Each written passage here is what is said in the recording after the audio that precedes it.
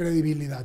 Iba a comenzar para hablarte del tema, desde el otro día lo había pedido electoral de Construye y tal, pero lo que sucedió ayer en la asamblea, hace un rato estuvo Henry Cucalón aquí, también estuvo Dayana Pasley, dice Henry Cucalón que en la comisión está escrito todo, no es que lo pasaron así nomás, que hay videos, hay escritos, es decir, en la comisión se aprobó el tema de las reformas al COIP.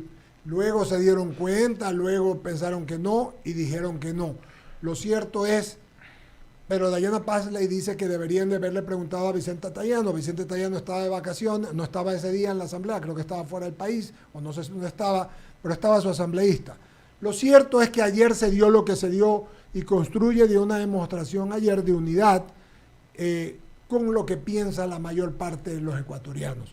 No a la impunidad, no a levantar el sigilo para tener campaneros formales, o sea, campaneros contratados, y en todo caso querer también legislar en torno a lo bueno que traían las reformas y no salir corriendo como hicieron otros. Por favor, con tus criterios, querida amiga.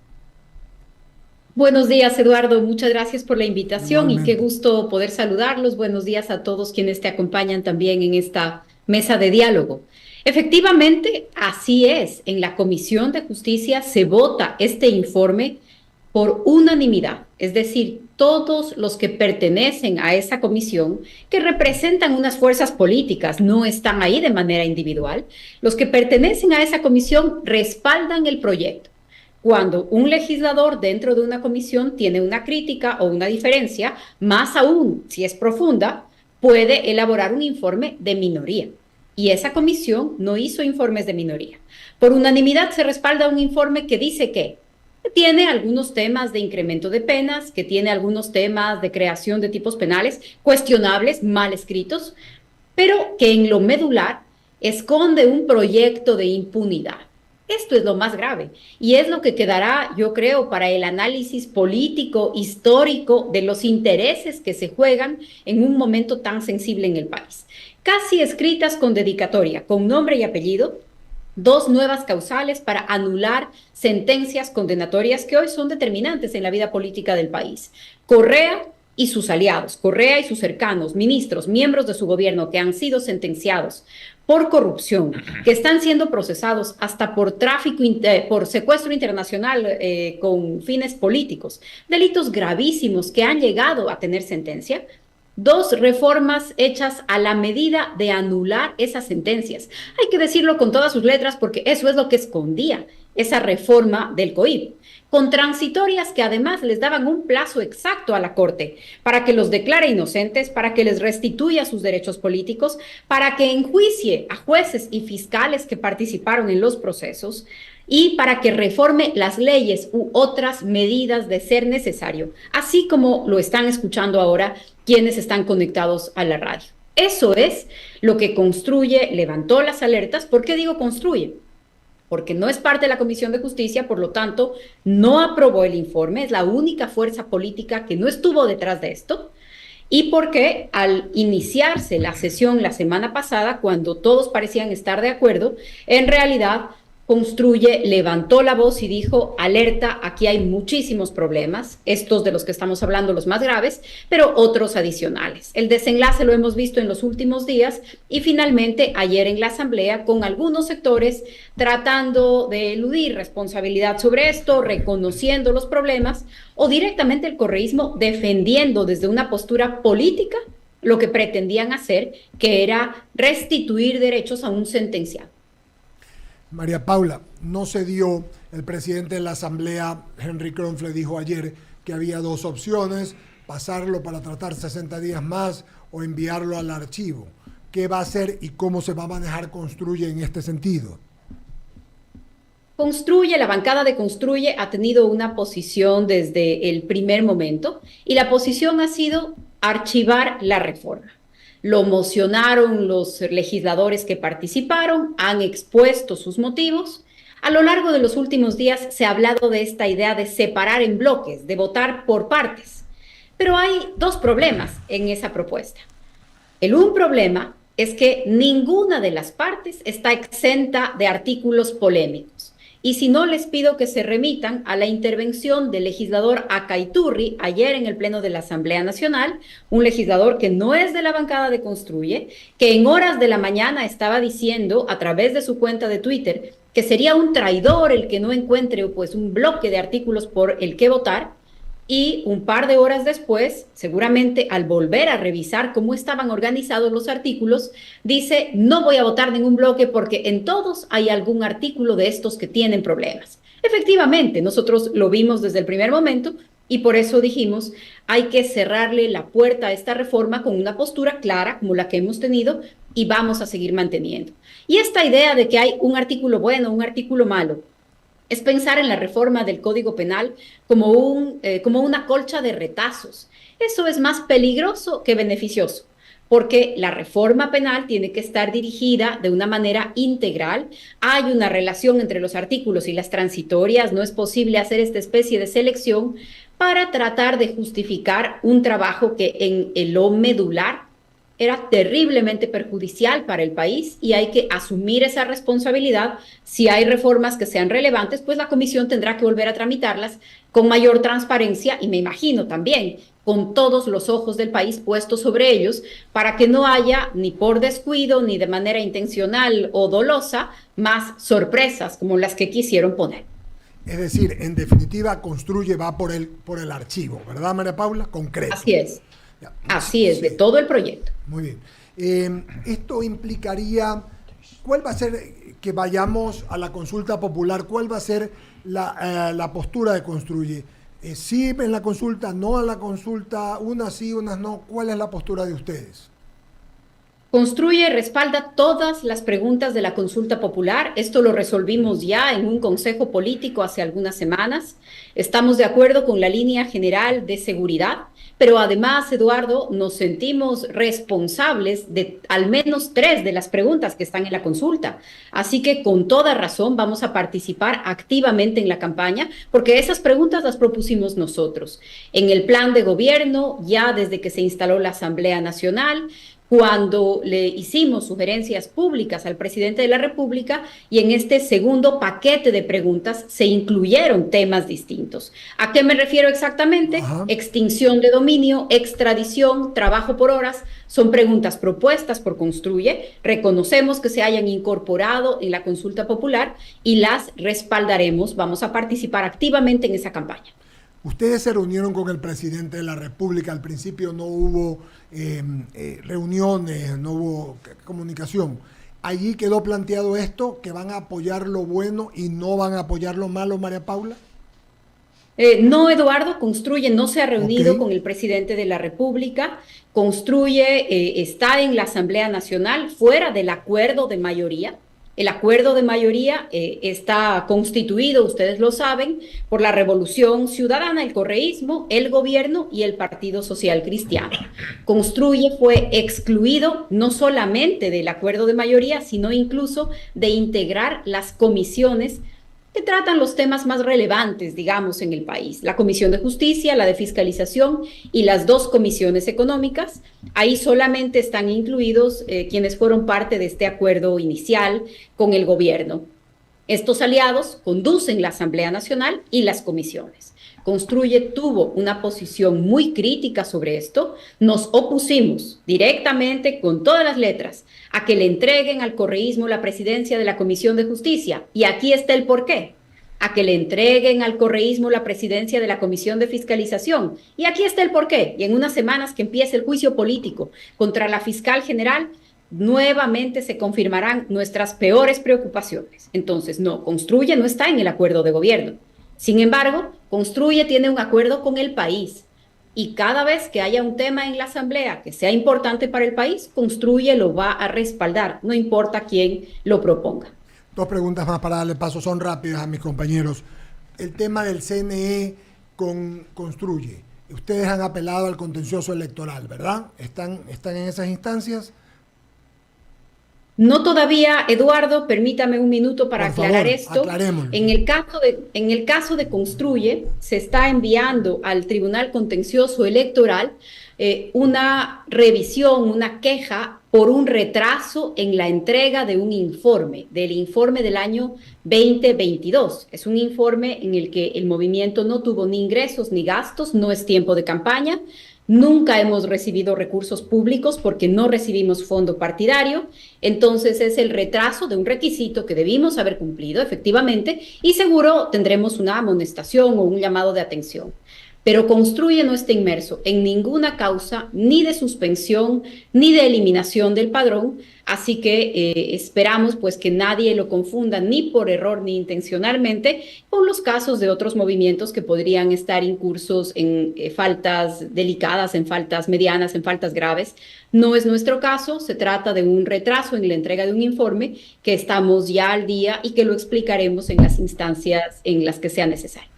Estamos a menos de un año de la elección, de la primera vuelta que va a ser el 9 de febrero del año 2025, presidencial y de asambleístas, María Paula. ¿Construye va a participar con candidatos propios?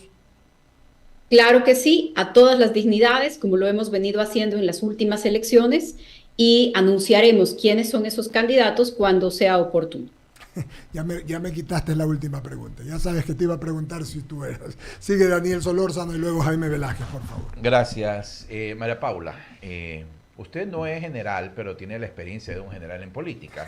Y le digo porque usted está pasando ahorita un invierno no tan crudo como suelen ser los inviernos en el norte, y uno puede decir, el general está retirado en sus inviernos, ¿verdad? Sí, señor. Pero cuarteles de invierno. Cuarteles de invierno, pero en este cuartel ella se siente muy cómoda. Digo, porque tiene la visión clara de lo que está sucediendo en el país. Y en este sentido, María Paula, usted ha dicho que no hay un acuerdo con el gobierno, pero evidentemente conversan con el gobierno. Si no, o sea, está muy bonito eso de decir que ustedes están con el ciudadano, con el Ecuador, y está bien. Pero es política, María Paula, y usted es un ser politicón, como decía un filósofo, y en tanto hay que hablar con el gobierno. Los acuerdos mínimos con el gobierno, ¿cuáles son? Buenos días, Daniel, qué gusto saludarlo. Efectivamente, la Asamblea Nacional, el Parlamento, es un espacio en el que confluyen todas las fuerzas políticas del país. La bancada de Construye tiene una línea de diálogo con la bancada de gobierno y los acuerdos concretos se dan sobre ciertos proyectos de ley. Por ejemplo, votamos juntos con el gobierno y el Partido Social Cristiano, sin la Revolución Ciudadana, la creación de la Universidad de la Policía Nacional. Por ejemplo, votamos juntos de la ley energética, con algunos reparos, pero votamos esa ley también que se aprobó por unanimidad, si no me equivoco. También tenemos un acuerdo claro sobre los temas económicos. No vamos a tener una posición ni irresponsable ni populista y respaldamos algunas medidas enviadas por el gobierno, otras no las votamos. Estamos de acuerdo con el tema de seguridad. Respaldamos en la resolución de la Asamblea Nacional la declaratoria de conflicto armado interno. Ahí están algunos acuerdos concretos y en general, en los temas que tengan que ver con economía y con seguridad, en la línea que maneja Construye, llegaremos a acuerdos con la bancada de gobierno y otras bancadas en la Asamblea Nacional. Ahí están las líneas de diálogo a las que usted se refiere. Sí, y sin duda es política, y evidentemente en el devenir de la política hay que conversar. Uno no puede decir, somos intransigentes, no vamos a conversar con nadie, porque eso sería absurdo, y el país eso sí necesita, el diálogo, el consenso y los acuerdos, positivos, por cierto. Ahora bien, ¿qué está ocurriendo en el bloque interior de Construye, ya en el bloque asambleísta? Porque hay muchas cosas que se están manejando. No todo el mundo está de acuerdo con ciertas formas de manejar el bloque. ¿Cómo se manejan las diferencias ya en el interior de la Asamblea? Efectivamente, Daniel, dentro de una bancada y dentro de un movimiento político también hay un debate. También pueden haber posiciones, esas posiciones, se dialoga, se trabaja, se examinan las diferentes posturas, se busca llegar a acuerdos porque actúe de manera unitaria, y en casos en donde haya una diferencia muy grande, muy significativa por una postura personal de los asambleístas, a la línea del partido, votaciones individuales una reforma a la ley de registro civil, por ejemplo, que tocaba algunos temas de índole personal de determinados asambleístas. Entonces, con mucho diálogo, tratando de construir acuerdos sobre la mayor también dentro del movimiento, porque la bancada es una parte del movimiento. El movimiento tiene más de 100 concejales en los distintos cantones del país, tiene directivas en todas las provincias del país, entonces es una estructura que tiene también una serie de diálogos y de debates y con coincidencias que son las que superan cualquiera de estas discusiones. Es importante esto, María Paula, porque da la impresión de que en los partidos políticos todo el mundo es feliz y todo el mundo trabaja como los Umpa Lumpa de Willy Wonka, todo el mundo haciendo dulcecitos para que la gente coma el caramelo, y no es así. Internamente hay sus diferencias porque evidentemente son actores políticos y hay que saber cómo trabajarlas. Así que le agradezco un poco la aclaración de cómo el bloque construye, trabaja esas diferencias. Doy paso a mi compañero Jaime Velázquez, con más inquietudes. Jaime. Gracias, Daniel. Bienvenida, María Paula. Un placer tenerla por acá. La verdad es que conversar con usted sobre política a mí me encanta, porque la verdad es que usted conoce bastante, ha estado inmiscuido en todas estas vainas de... Me acuerdo cuando usted estaba en esa época de Rafael Correa, que usted era asambleísta también, usted cómo luchaba, porque usted era parte del partido que estuvo Pancho Jiménez, que no me acuerdo el nombre, pero bueno, que se rompió, ya no existe. Pero el tema está en que, ¿cómo creerle la posición a los políticos cuando se tratan cosas de la ciudadanía, como por ejemplo estas reformas al código? Hay cosas buenas y cosas malas, ¿verdad? Si esto no pasa, según el procedimiento legislativo, significa que hay que archivarlo, que es la posición que tienen ustedes, y no se pueden tratar después de un año. Entonces, ¿cuál es la posición real? Porque hay cosas buenas que sí deberíamos implementarlas. Se lo hago esta pregunta porque, más allá de la parte política, como ciudadano, creo que hay que buscar una solución, más allá de todos los temas políticos, a quién se le atribuye qué cosa, qué hacer para el Ecuador como tal, porque necesitamos que se pongan de acuerdo. Buenos días, Jaime. El gusto es mío. Poder charlar con ustedes también es un placer. En verdad, no se vetan por un año las reformas. Esta especie de prohibición de tratar por un año después de un archivo se da cuando hay un veto total del presidente de la República a un proyecto de ley aprobado por la Asamblea Nacional. Cuando la Asamblea aprueba un proyecto, lo envía para el Ejecutivo en su calidad de colegislador, lo objete o lo mande a publicar, y hay una objeción total o un veto total, en ese momento se prohíbe por un año volver a tratar la ley y en un año se puede aprobar sin pasar por el veto. Cuando la Asamblea Nacional archiva un proyecto o no logra una mayoría para tratarlo, puede volver a tratarlo al día siguiente. Esperemos que sin los artículos que quieren darle impunidad a Correa, porque vamos a volver a oponernos, por supuesto. Pero en los artículos que tengan que ver con seguridad, en los artículos que tengan que ver con resolver la impunidad, entonces van a contar con nosotros los otros bloques de la Asamblea Nacional y sobre todo el país. La impunidad, Jaime, es el gran problema del Ecuador.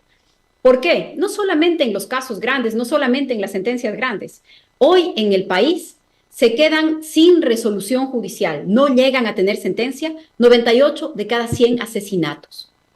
Entonces, mientras nosotros seguimos insistiendo o discutiendo para que no sean 25 años, sino 30, 50, 100, si no resolvemos la certeza de la condena, si no resolvemos los procedimientos judiciales, si no tenemos más peritos, si no evitamos las maniobras de los jueces para postergar y posponer las audiencias, si no se resuelve eso y tenemos un país en donde es más fácil que se ganen la lotería a que lleguen a juicio, entonces de eso es de lo que tenemos que ocuparnos. Impunidad en lo pequeño y en lo grande es el gran problema del país. Correcto, Ana Paula. Lo otro es entrar en el tema político, ¿no?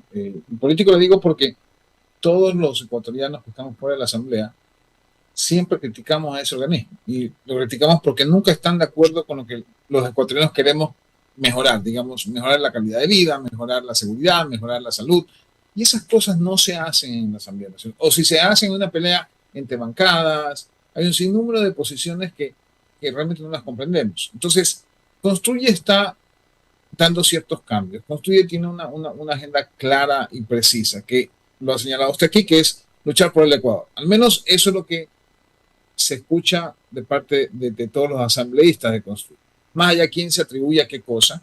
Lo que sí es cierto, ¿cuál es el plan para que no nos maten a los ecuatorianos en las calles? Si es que efectivamente, porque hay una confusión en el tema del estado de excepción. Es decir, al declararse guerra interna o conflicto interno, no se necesita un estado de excepción porque están las Fuerzas Armadas afuera, pero ya hay quienes comienzan a criticar el tema y comienzan a decir, a ver, es que tiene que ser un estado de excepción, etcétera, etcétera. Lo que le pregunto yo a ustedes, desde la Asamblea Nacional, ¿cómo articular para que los militares, junto con la policía, sigan en su labor que hasta el momento, por lo menos, es exitosa porque tenemos una mayor tranquilidad a los ecuatorianos, que eso es lo principal inicialmente?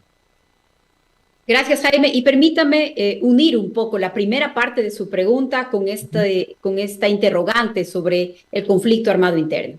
Usted decía, hay muchas demandas ciudadanas y no siempre se reflejan en la Asamblea Nacional. Coincido plenamente, pero también se trata de que muchas de las demandas ciudadanas no se resuelven en lo legislativo, se resuelven en los servicios públicos, se resuelven en la cantidad de dinero que tiene el Estado para poder invertir, gastar o hacerlo con calidad. Entonces, muchas veces, la gran cantidad de inquietudes que hay en el país tienen más que ver con el Ejecutivo que con el Legislativo, incluso con los ejecutivos locales. El problema que tengo en la calle, en la alcantarilla, en la legalización del barrio, rara vez pasa por la Asamblea Nacional. La Asamblea Nacional está encargada del gran marco general, pero la solución del día a día está en el administrador de un presupuesto, ya sea el alcalde, ya sea el presidente de la República, pero el problema también es que ese presupuesto no tiene dinero. Eso es una realidad que el Ecuador tiene que enfrentar. Y en la asamblea muchas veces estamos diciendo, bueno, súbale el sueldo a A sector o a B sector, hágase cargo de otra cosa. Pero pocas veces se está discutiendo y eso cómo se financia, y eso quién lo paga, y de eso quién se hace cargo. Entonces, el problema no es sencillo y le decía, hablemos de eso con su segunda pregunta, el tema del conflicto armado interno. La primera respuesta, esta respuesta de las Fuerzas Armadas vinculadas al tema de seguridad ha sido una respuesta efectiva. Al fin del día, son 30,000 personas más en las calles, en las carreteras, en las cárceles, 30,000 personas armadas que están ayudando al trabajo de seguridad. Y creo que ahí, en esa primera respuesta, hay una tranquilidad y un respaldo general en el país. Pero también es importante la pregunta de qué viene luego, porque esta situación difícilmente puede mantenerse en el tiempo o por cuánto tiempo va a mantenerse. Una de las preguntas de la consulta popular se refiere al grado de participación de las Fuerzas Armadas en tarea de seguridad. Pero concuerdo que más allá de que respaldamos esa pregunta, más allá de eso hay que discutir a profundidad qué rol desempeña quién y cómo hacemos en el mediano y en el largo plazo. Ahí nosotros estamos muy enfocados en los temas de economía criminal, para no solamente hablar de preguntas ni de análisis, sino de respuestas. Para nosotros hay una gran estrategia que debe desarrollar el Estado ecuatoriano, tanto en lo legislativo como en el ejecutivo, en la administración de justicia, ir detrás de los capitales criminales. Esa es la forma más efectiva de desarticular las industrias, porque el crimen está funcionando ya como una industria que terceriza servicios, que separa las tareas, y si solamente nos dedicamos a detener a algunas piezas de todo ese engranaje sin quitarle el financiamiento, no se va a poder resolver el problema. Por eso para nosotros hay un gran enfoque que abordar que tiene que ver con economías criminales y cómo desarticular eso para combatir las mafias. Mi última pregunta, mi querida Ana Paula, es el tema plata. Usted ha dicho claramente que para contribuir, mejorar la salud, etcétera, se necesita dinero y es la administración, más que un presupuesto de los ingresos. Digamos, el presupuesto un ratito, porque presupuestos son lo que yo pretendo gastar. Y si no tengo plata, no puedo gastarlo. Así de sencillo es. Entonces, ¿ustedes están de acuerdo en esta subida del 15% del IVA? ¿Están de acuerdo en que efectivamente hay impuestos que van a subir de aquí en adelante? Se va a encarecer la vida en Ecuador. Y creo que la mayoría de ecuatorianos están de acuerdo porque se necesita tener recursos para poder equilibrar la caja fiscal y poder enfrentar a la delincuencia.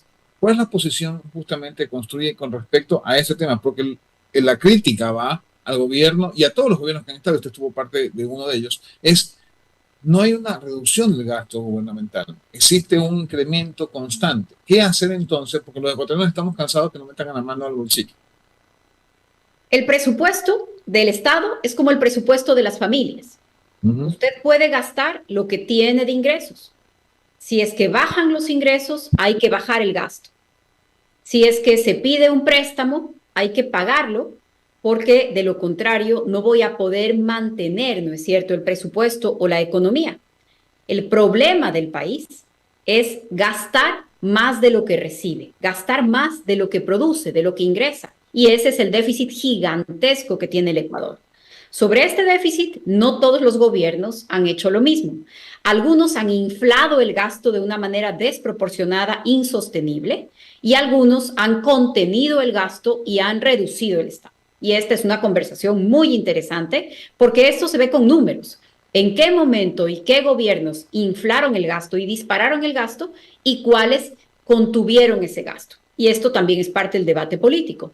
¿Qué es lo que nosotros creemos? Que el gobierno debe reducir el gasto, que debe hacer esfuerzos para que los sacrificios no vengan solamente de parte del ciudadano, que se tiene que controlar el déficit, que se tiene que discutir de dónde salen los ingresos, que el gobierno debe poner su atención en el tema de los subsidios. Ahí hay un agujero gigantesco para el presupuesto general del Estado. El gobierno debe focalizar los subsidios. Esta es una de nuestras propuestas. El gobierno debe reducir gastos superfluos y el gobierno debe enfocar el gasto y la inversión en los sectores que sea indispensable que participe. Apenas hace 2 días ha entregado el presidente de la República el presupuesto general del Estado.